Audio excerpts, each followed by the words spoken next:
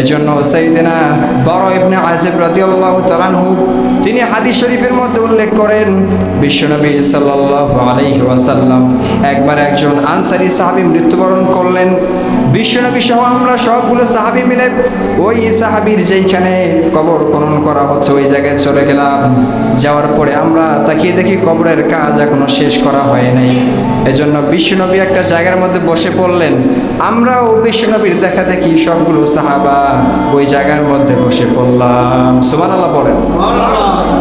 বারা ইবনে আযিব রাদিয়াল্লাহু তাআলা আনহু বলেন, সাহাবীরা আমরা এমনভাবে বিশ্বনবীর আশেপাশে বসে পড়লাম, এমন সুন্দরভাবে আমরা বসে পড়লাম যেন এরকম মনে হচ্ছিল আমাদের মাথার মধ্যে পাখি এসে বাসা করেছে। সুবহানাল্লাহ পড়েন। বিশ্বনবী সাল্লাল্লাহু আলাইহি ওয়াসাল্লাম সাহাবাদেরকে নিয়ে ওই জায়গার মধ্যে বসে আছেন। সাইয়েদনা বারা ইবনে আযিব রাদিয়াল্লাহু তাআলা আনহু বলেন, বিশ্বনবী সাল্লাল্লাহু আলাইহি ওয়াসাল্লাম হাতের মধ্যে একটা গাছের ঠাল নিলেন আর মাটির মধ্যে এরকম দাগ দাগ করতেছিলেন। হঠাৎ করে বিশ্বনবী সাল্লাল্লাহু আলাইহি ওয়াসাল্লাম আমাদেরকে একটা হাদিস বর্ণনা করলেন। সুবহানাল্লাহ পড়েন। বিশ্বনবী বললেন, যখন কোনো ইমানদার ব্যক্তির রূহ কবজ করা হয়, যখন কোনো নামাজি ব্যক্তি আল্লাহওয়ালা ব্যক্তির রূহ কবজ করা হয়, আল্লাহ রাব্বুল আলামিন মালাকুল মউতকে ওই ব্যক্তির কাছে পাঠিয়ে দেয়। পাঠানোর পরে আরেকটা স্পেশাল ফেরেশতার দল, ওই দলকে আল্লাহ রাব্বুল আলামিন পাঠিয়ে দেয়।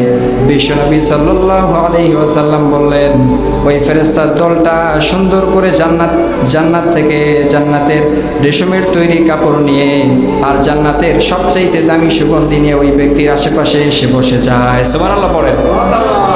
মালাকুল মউত যখন ওই ব্যক্তির নামাজি ব্যক্তির রূহ কবজ করার জন্য, ইমানদার ব্যক্তির রূহ কবজ করার জন্য যখন মালাকুল মউত চলে আসে, আল্লাহ তাআলা এই মালাকুল মউতের সাথে সাথে আরেকটা স্পেশাল দলকে পৃথিবীতে পাঠিয়ে দেয়। ওই ব্যক্তির আশেপাশে তারা থাকে। সুবহানাল্লাহ পড়েন। জান্নাত থেকে নিয়ে আসা রেশমের তৈরি কাপড়, যেই কাপড়ের মধ্যে জান্নাতের সবচাইতে দামি পারফিউম লাগানো আছে, এই কাপড়টা নিয়ে ওই ব্যক্তি থেকে অনেক দূরে ওই ফেরেশতাগুলো বসে থাকে। আর মালাকুল মউত ওই ব্যক্তির আশেপাশে এসে বসে পড়ে। বসার পরে বলে, ডাক দিয়ে বলে, ওহে আত্মা, তুমি আল্লাহ তাআলার ক্ষমা আর মাফ আর কল্যাণের দিকে বের হয়ে আসো। এই কথা বলার সাথে সাথে ওই ব্যক্তির রুহটা স্মুথলি বের হয়ে মালাকুল মউতের হাতে চলে আসে। সুবহানাল্লাহ পড়ে। জোরে বলেন সুবহানাল্লাহ। ওই ব্যক্তির কোনো কষ্ট হয় না। মালাকুল মউত এসে যখন ব্যক্তিকে বলে, ওহে পবিত্র আত্মা, আল্লাহর ক্ষমার সন্তুষ্টির দিকে বের হয়ে আসো, এই কথা বলার সাথে সাথে ওই নামাজি ব্যক্তি, ওই মুমিন ব্যক্তি, ওই ইমানদার ব্যক্তির রুহটা সুন্দর মতো বের হয়ে মালাকুল মউতের হাতের মধ্যে চলে আসে। সুবহানাল্লাহ পড়ে। মালাকুল মউতের হাতের মধ্যে যখন রুহটা বের হয়ে চলে আসে, ওই যে আল্লাহ রাব্বুল আলামিন জান্নাত থেকে একটা দল ফেরেশতাদেরকে পাঠিয়েছে, ওই ফেরেশতাগুলো আর এক সেকেন্ডও সময় নেয় না, মুহূর্তের মধ্যে চলে এসে মালাকুল মউতের হাত থেকে ওই ব্যক্তির রুহটাকে নিয়ে নেয়। সুবহানাল্লাহ পড়েন। হাদিস শরীফে এসেছে যে যখনই ইমানদার ব্যক্তির রুহটা কবজ হয়ে মালাকুল মউতের হাতের মধ্যে চলে আসে, এক পলক পরিমাণ সময়ও ফেরেশতারা, ওই স্পেশাল যে দলটা আছে, এই ফেরেশতারা ওই রুহুটাকে মালাকুল মউতের হাতে থাকতে দেয় না। তারা আগেই এসে ওই রুহুটাকে তারা রিসিভ করে।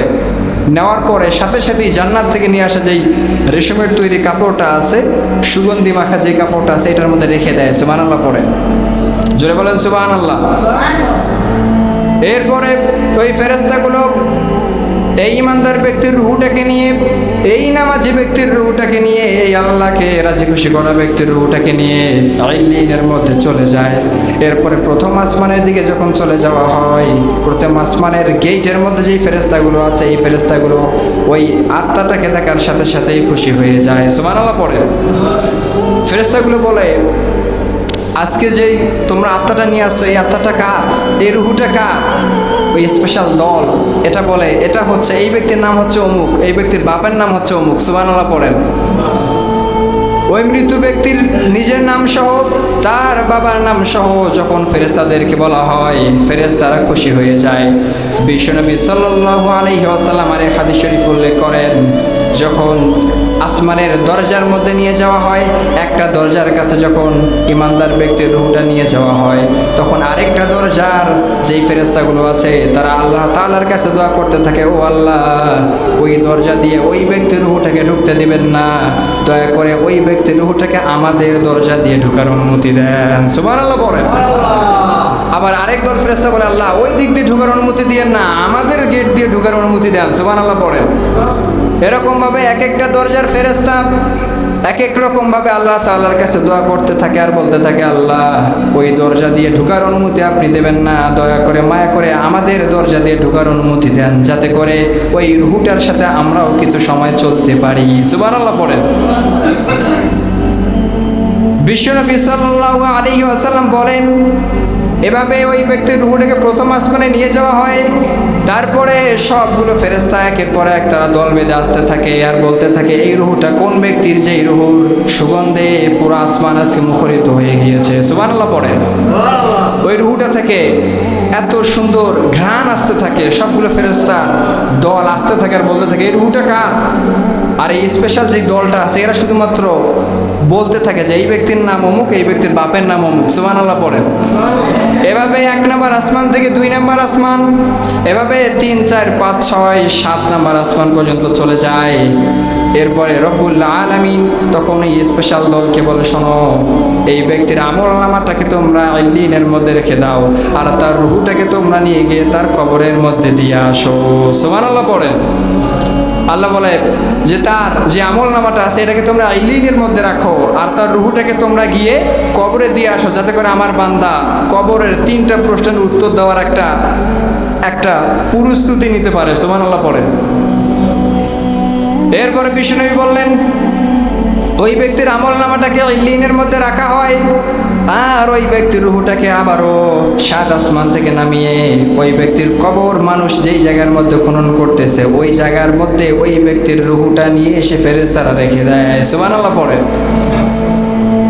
এরপরে তার আত্মীয় স্বজনরা যখন কবর খননের কাজ শেষ করার পরে ওই ব্যক্তির ডেড বডিটাকে যখন ওই কবরের মধ্যে নামিয়ে দেয়, নামানোর পরে যা কিছু কার্যক্রম করা দরকার সব কিছু শেষ করে যখন প্রথম ব্যক্তি 3 মুষ্টি মাটি দেওয়ার পরে 40 কদম ওই জায়গা থেকে দূরে চলে যায়, আল্লাহর পক্ষ থেকে 2 জন ফেরেশতা ওই জায়গার মধ্যে চলে আসে। সুবহানাল্লাহ পড়ে। এই 2 জন ফেরেশতার নাম হচ্ছে কি বলেন তো?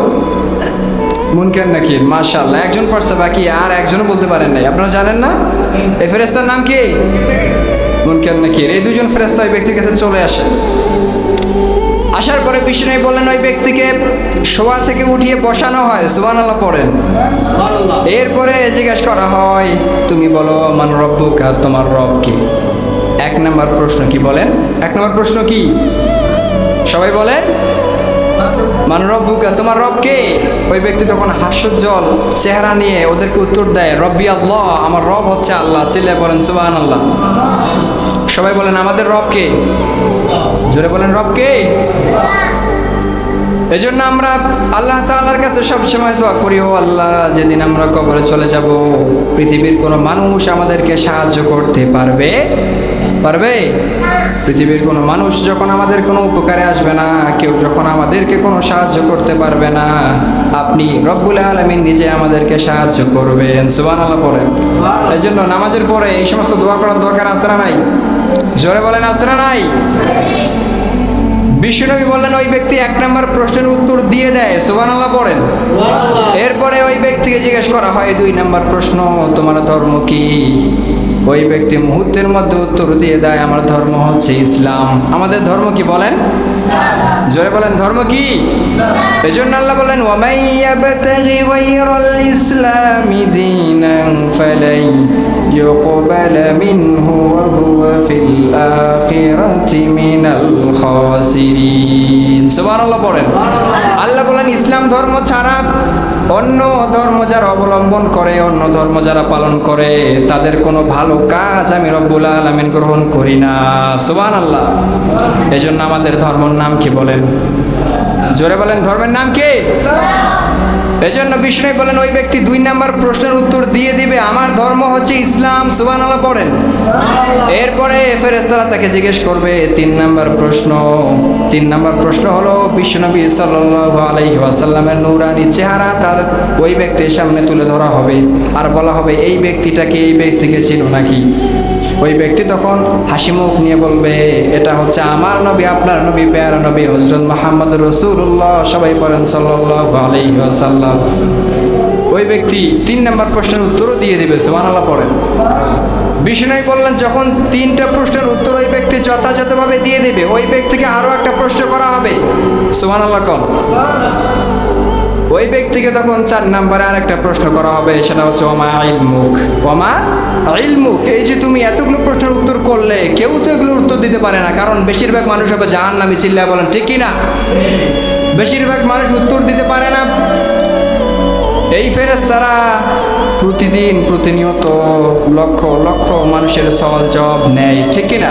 কিন্তু বেশিরভাগ মানুষ উত্তর দিতে পারে না। যেহেতু এই ব্যক্তি 3টা প্রশ্নের উত্তর দিতে পেরেছে, ফেরেশতারা তাদেরকে জিজ্ঞেস করবে, ওই ব্যক্তিকে জিজ্ঞেস করবে ওমা ইলমুক, এই যে তুমি এত সুন্দর করে উত্তরগুলো দিতে পারলে, এগুলো তুমি জানলা কোথায়? ওই ব্যক্তি তখন ফেরেশতাদেরকে বলবে শোনো, আমি পৃথিবীতে থাকতে আল্লাহ তাআলার পাঠানো কিতাবটাকে পড়েছি, সুবহানাল্লাহ পড়েন। ওই ব্যক্তি বলবে যে আমি এমনি এমনি উত্তর দেই নাই, আমি আল্লাহ তাআলার পক্ষ থেকে যে কিতাবটা আমাদের উপর নাজিল করা হয়েছিল, এই কিতাবের নাম কি বলেন? জোরে বলেন, কিতাবের নাম কি? কুরআন আল কারীম। এই কিতাবটা আমি সুন্দর করে পড়েছি, বিশ্বাস করেছি, ঈমান রেখেছি, এই জন্য আল্লাহ তাআলা আজকে আমাকে 3টা প্রশ্নের উত্তর দেওয়ার সুযোগ দিয়েছে, চিল্লায় পড়েন আল্লাহু আকবার।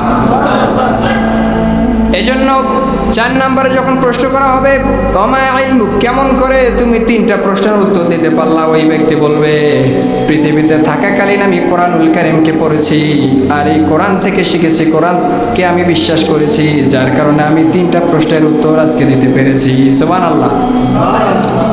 এজন্য কোরআন পড়ার দরকার আছে না নাই? জোরে বলেন আছে না নাই?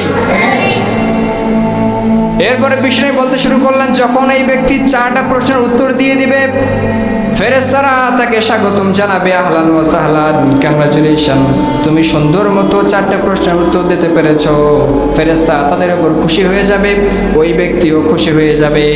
আল্লাহর পক্ষ থেকে ওই জায়গায় আওয়াজ দেওয়া হবে, বলা হবে আমার বান্দা সত্য বলেছে, সত্য বলেছে, এখনই আমার বান্দার কবরটাকে তোমরা প্রসারিত করে দাও, সুবহানাল্লাহ পড়েন।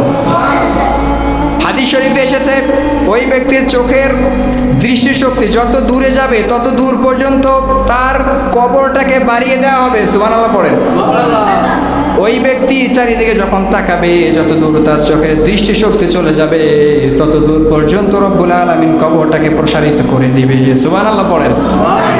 এরপর আল্লাহ বলবে জান্নাত থেকে একটা বেড নিয়ে গিয়ে এই বেডের মধ্যে তাকে শুইয়ে দাও, সুবহানাল্লাহ পড়েন।